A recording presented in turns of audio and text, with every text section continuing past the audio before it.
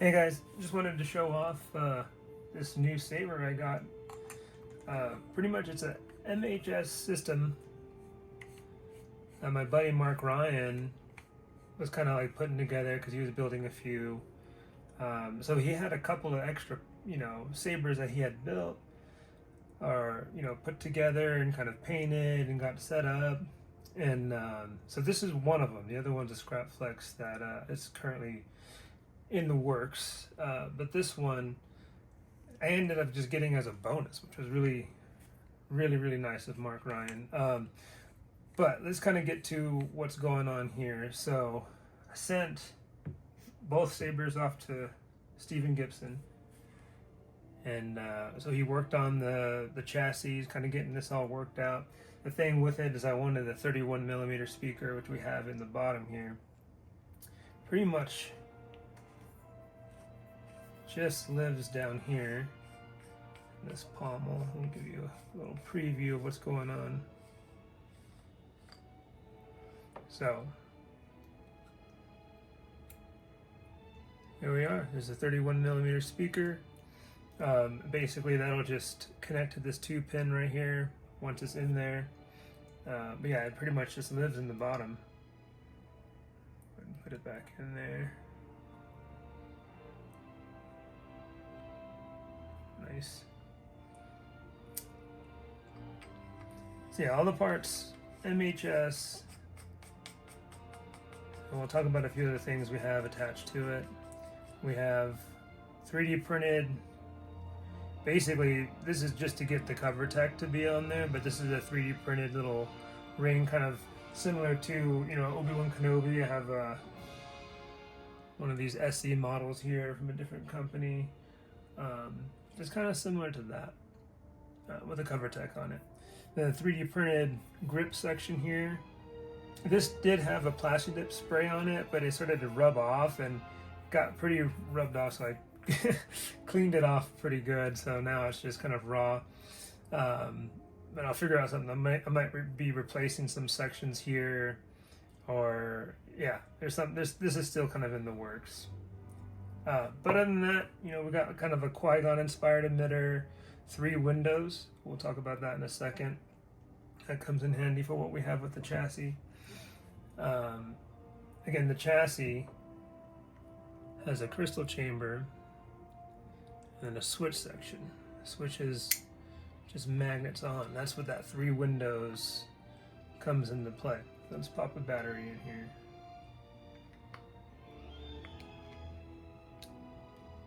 We won't hear anything when we fire it up. We should see lights. Which we connect the speaker, it'll get in there. I basically just line it up this way with the retention screw just off to the switch.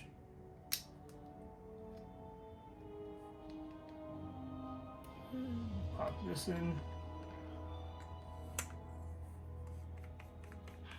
Oh, and the blade plug. I kind of meshed this together with some ideas. It's like clan style, but it's just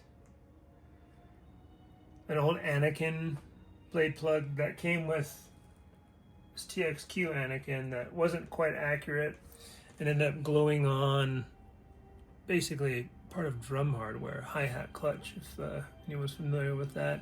But that fit on there, framing that little pin in there, which is pretty cool, and it just pops right in. And the cool thing is it's just perfectly flush. I just drop it in, I don't have to worry about that. Tighten it down. But yeah, now we can see the 3 windows. We got dual window crystal display, and then the switch section, which is held on by magnets, which is pretty awesome. I am Jordan Arnarwood. That's that 31. The volume is, I think, medium. Enter volume menu. Maximum volume. There's max.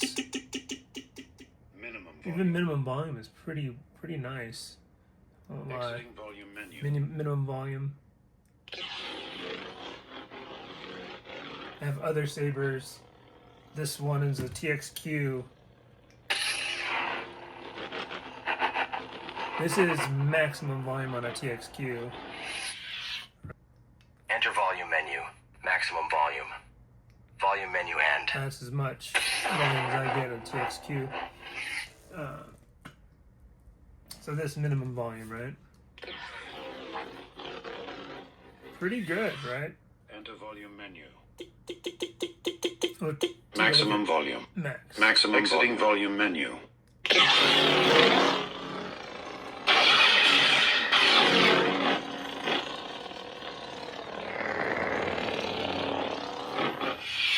I love how it all came together. It's basically a super, collaboration between Mark and Stephen. MHS, Mark Ryan, he bought a bunch of different parts, putting together a bunch of different hilts.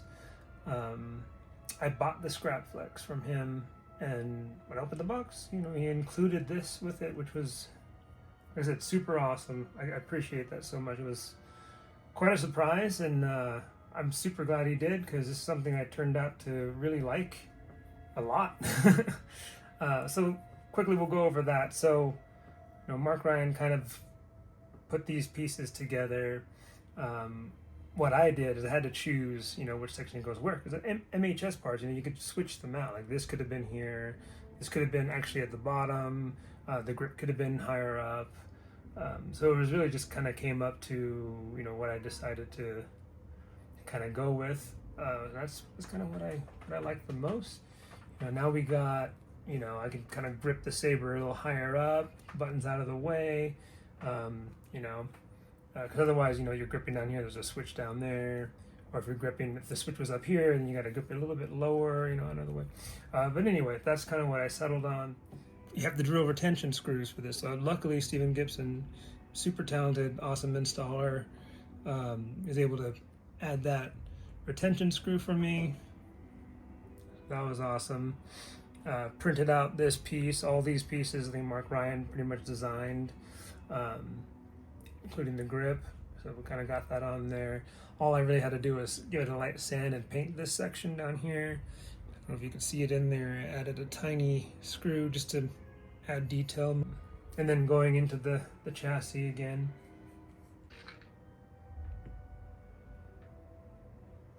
So the switch, that was another thing too we were trying to figure out. So what this is just a plunger from Saber Bay. They have several different colors: black, probably silver, red. This is the copper. There's a gold one that I have as well, or brass. I can switch those out. These are just press fitted in, which is awesome with this 3D print. Got a little 3D printed disc on there just to help press down on that switch in there. But yeah, the press fit, I could pop that out if I wanted to. I'm just gonna leave it in for now. And you could kind of drop in a different color. That's really awesome. Slide this out. So we're packed with features. We got the Proffie 3.9 installed by Stephen, right? And he got that all wired up. I mean, no exposed wiring. Come on. And that's awesome. 3.9 kill switch. Right, we got a single switch activation, battery chamber, and he had to kind of figure out, right, because we got a bigger opening here, inner diameter, so this could kind of fit in there nicely. It stops at a certain point, which is beautiful, right, lined up perfectly with the holes. And then it had to get thinner, right? It had to fit into a thinner grip section. So that was all, designed by Stephen Gibson. And then, he'll send over kind of the general design to Mark Ryan, and Mark will go in and add all the details, right? He'll get in there and get all that greeble work done, which is,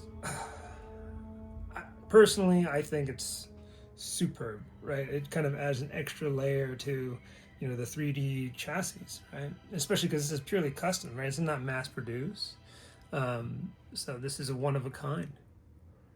And I think it's awesome. I don't know how much detail this video will give you, but it's very beautiful. So like I said, features, kill switch, Now we got power. Now we got some lighting effects.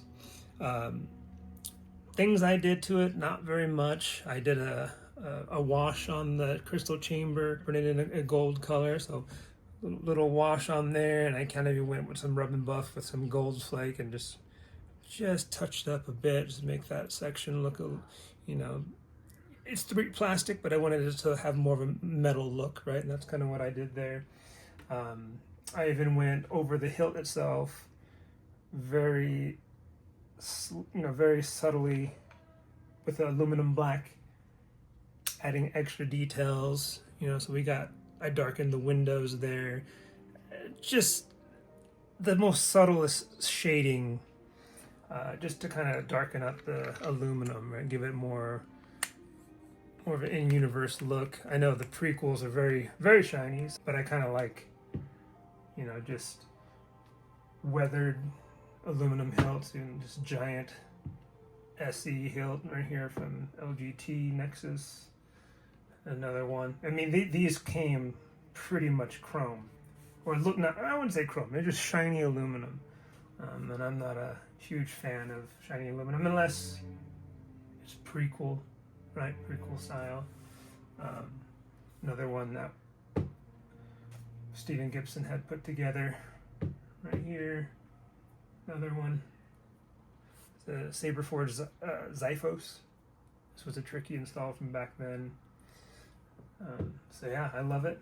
I love it quite a bit. But yeah, maybe put a blade in here and we'll see, give you a little demonstration of the blade, and maybe end with some spins later on.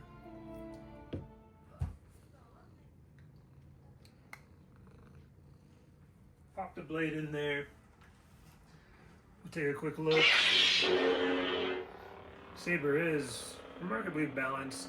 I am using one of the lightweight blades, or some people call it the show blades. It's not like just the TXQ or LGT, like heavy blades. Nothing you want to deal with, or clash with. But feels great. Kind of makes handling really nice. Party saber. There we go.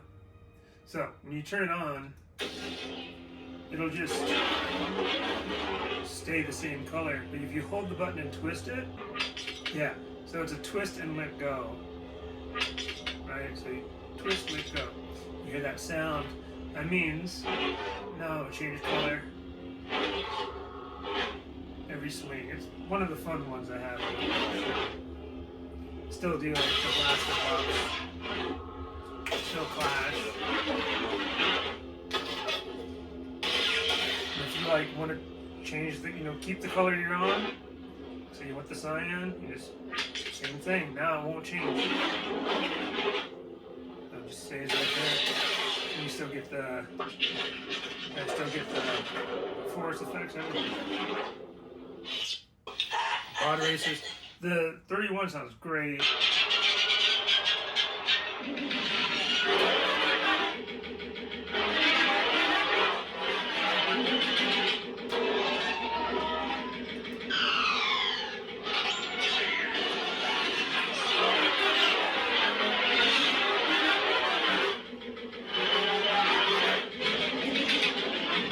Low ceilings in here.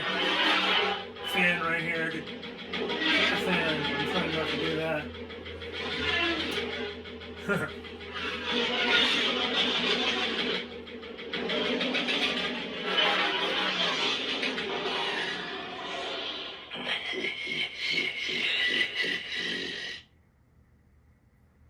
Pretty cool. Even, pod racer, it's not really a lightsaber, but it's still fun.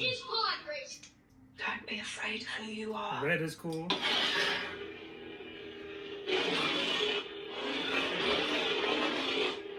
Crystal chamber.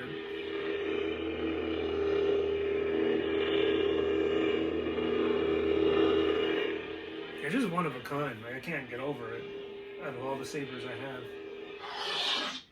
A lot of times, in the groups, people have been saying it's like a Revan inspired Revan, but when you look at it, yeah, it's Qui-Gon. It's just the coloring.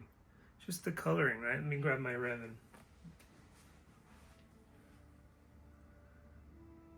right? I mean, you can kind of see it a little bit, but I'll show you what kind of reminds me mostly of. It just reminds me of a clan-inspired hilt, right? Clan-inspired, Qui-Clan, Obi Gon. It's a mix between, like, you know, the Obi-Wan Kenobi kind of idea with Qui-Gon. Yeah. But it's all pretty cool base. Got the one button.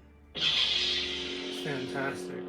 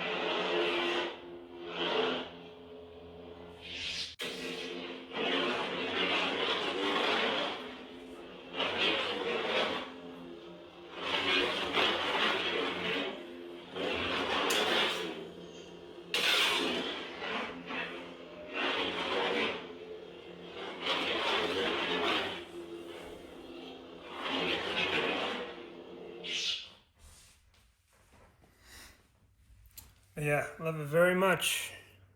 Super awesome.